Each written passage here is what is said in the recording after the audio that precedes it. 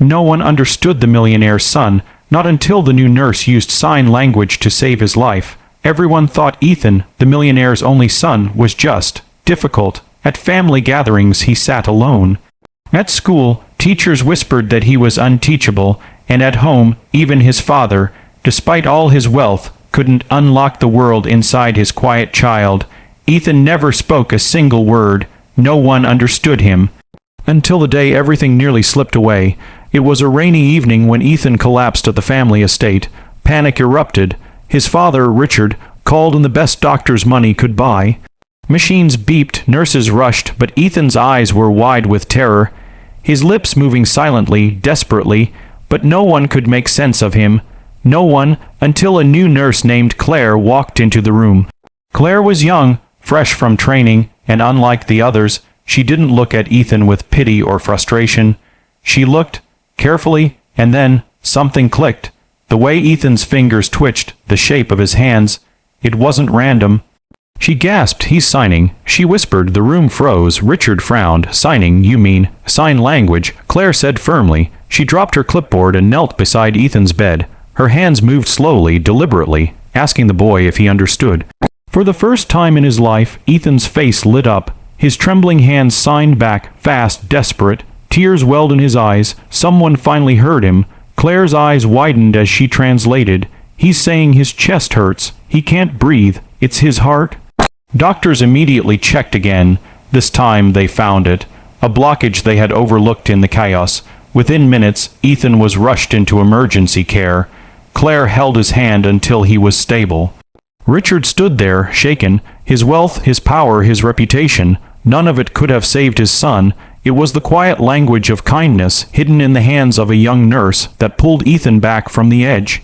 Hours later, Ethan opened his eyes, weak but smiling. His father sat beside him, speechless. Then, slowly, Richard looked at Claire. For the first time in years, gratitude softened the sharp lines of his face.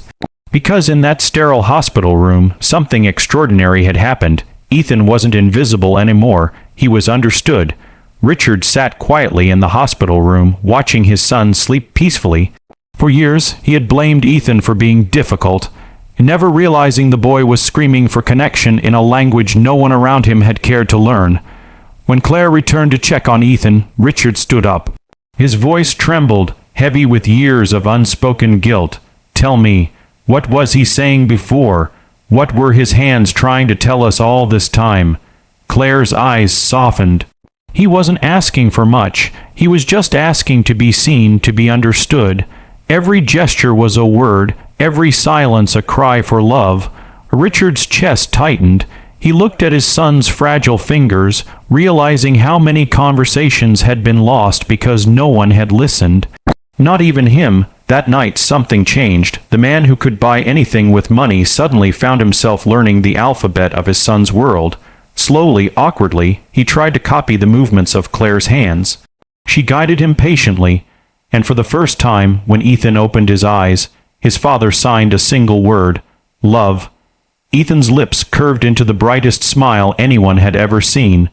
From that day forward, Richard used his wealth for something different. He began funding schools for children with disabilities, creating programs for sign language awareness, and ensuring no child would ever feel voiceless the way his son had. But beyond the charities, beyond the headlines, the greatest transformation was personal.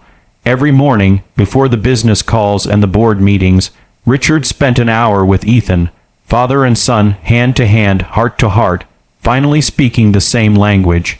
And all of it had begun with one nurse who chose kindness over routine, one act of compassion that changed a boy's life and softened a father's heart.